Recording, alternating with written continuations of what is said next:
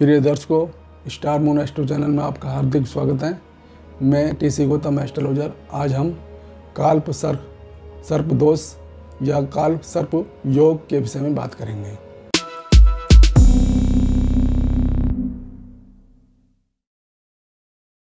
Calf सर्प दोष क्या होता है? जब राहु और केतु के मध्य सभी ग्रह आ जाते हैं तो उसे हम काल्प सर्प दोष या योग कहते हैं।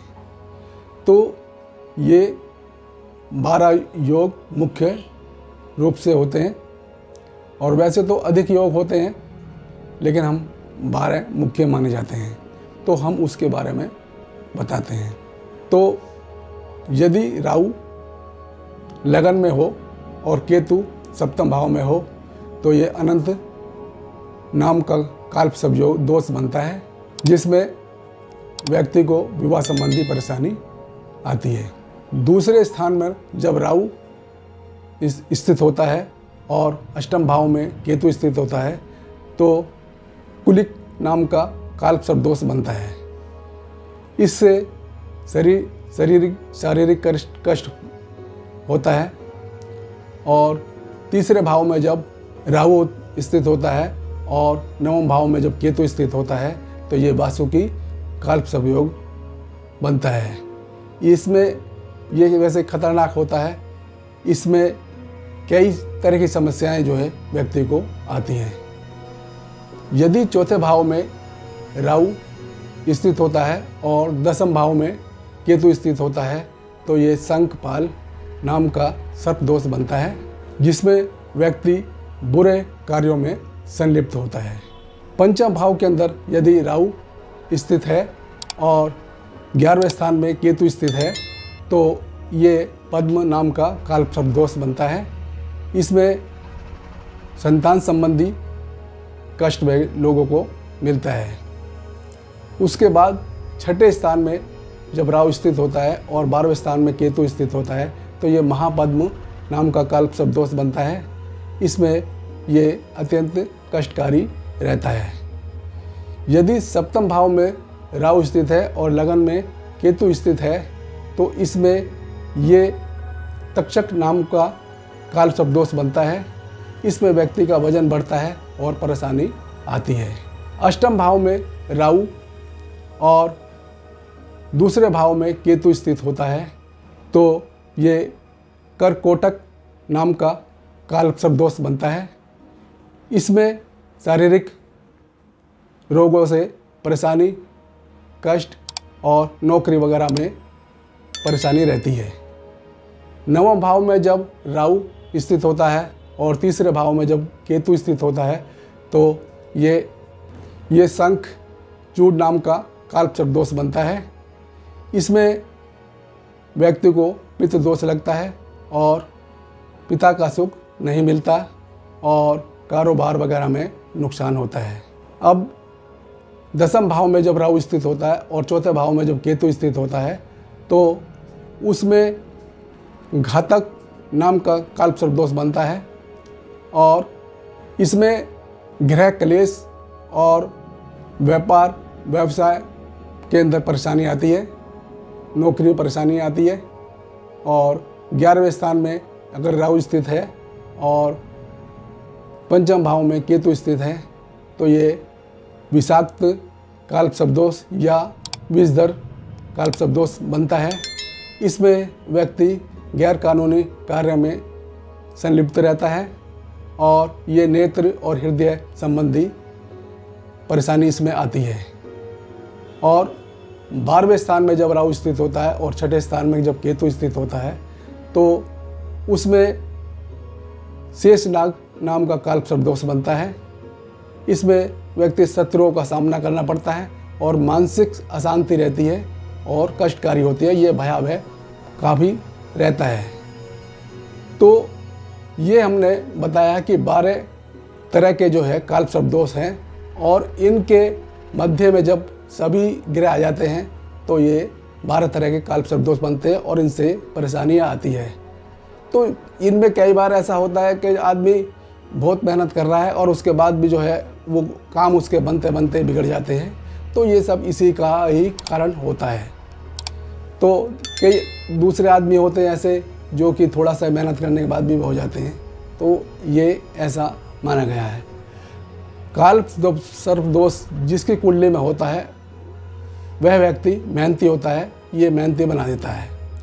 और मेहनत के बाद उसको, यदि मान लो राहु जिस राशि के अंदर बैठा है वो ग्रह यदि अच्छी स्थिति के अंदर है, ऊंच है या अच्छी स्थिति में है, तो राहु अपना इतना खराब फल नहीं करता है और वो व्यक्ति को थोड़ी सी परेशानी के बाद ऊंचाई पर पहुंचाता है।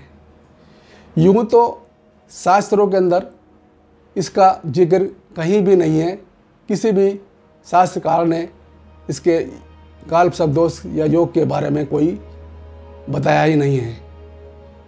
वैसे ये हमारे 30-35 सालों से ही हमारे ज्योतिषविदों ने इसका पता किया है कि ये काल सर्प दोष ये होता है। तो यदि मान लो इसके कारण यदि राहु अगर कष्ट दे रहा है तो उसके लिए हम सूर्य और चंद्रमा को मजबूत करें। यदि केतु से थोड़ी सी परेशानी अगर हो रही है उसमें दोष में, तो हमें मंगल को मजबूत करें, क्योंकि इनके कारण से वो इतनी परेशानी नहीं देते हैं। तो कहने का मतलब ये है कि इससे वैसे डरने की ऐसी कोई बात नहीं है, क्योंकि ये केवल राहु का ही जो ना थोड़ा वो रहता है, क्योंकि राहु जो है शनि का ही जो है शनि की तरह ही काम करता है, क्योंकि शनिवत राहु कहा जाता है। इसी तरह से कुजवत मंगल कहा जाता है, जो कि मंगल का कार्य करता है, मंगल केतु। तो इसलिए जो है शनि थोड़ी सी जो है ना, ये अगर अच्छी स्थिति में मान लो यदि राहु जैसे काल सर्प अनंत काल सर्प जो होता है, तो राहु यदि लगन में होता है तो उसमें क्या है कि अगर हम जब राहु को शनि का रूप मानते हैं तो शनि यहाँ पर नीच हो जाते हैं, क्योंकि काल सर्प पुरुष के कुंडली के अंदर ये मेष लगन है, मेष राशि पड़ती है और इसमें शनि नीच के हो जाते हैं। तो इस कारण से वो अपना फल थोड़ा ख़राब करते हैं। तो ऐसे ही राहु भी जब लगन में होता है तो वो परेशानी देता है। इसी तरह से यदि मान लो अब इससे जिसकी कुंडली के अंदर ऐसे ऐसे नेता महा अभिनेता हमने जो देखे हैं जिनकी कुंडलियों के अंदर ये काल सर्प योग दोष है, लेकिन वो थोड़ी सी परेशानी के बाद बहुत ऊंचाई पर पहुँचे और बहुत ख्याति उन्होंने प्राप्त की। तो ऐसे ही जो ना कितने ही लोग हैं, जैसे मान लो पंडित जवाहरलाल नेहरू जिनकी कुंडली में काल सर्प दोष था, जो कि नीचे से बहुत ऊंचे पर उठे थोड़ी सी परेशानी के कारण।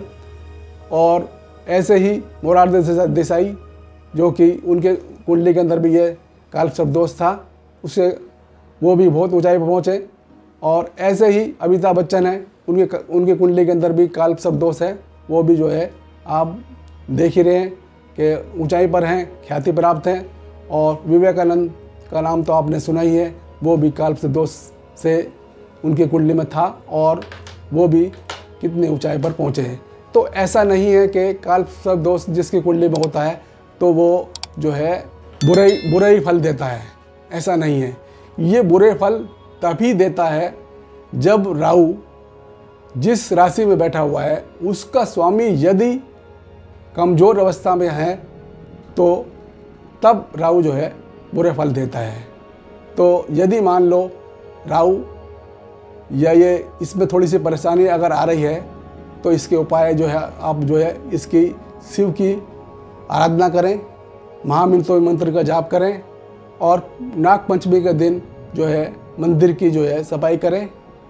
और इससे जो है ये इसका शांति हो जाती है और इससे व्यक्ति जो है दुखी नहीं होता है।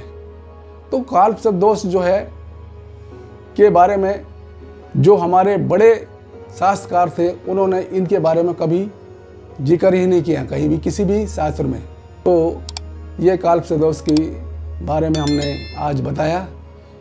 यदि मेरा वीडियो आपको अच्छा लगे तो इसे शेयर करें, लाइक करें, सब्सक्राइब करें और बेल आइकन का बटन दबाएं, जिससे कि मेरी नई वीडियो की नोटिफिकेशन आप तक शीघ्र पहुंच सके। आपका वीडियो देखने के लिए बहुत बहुत आभार।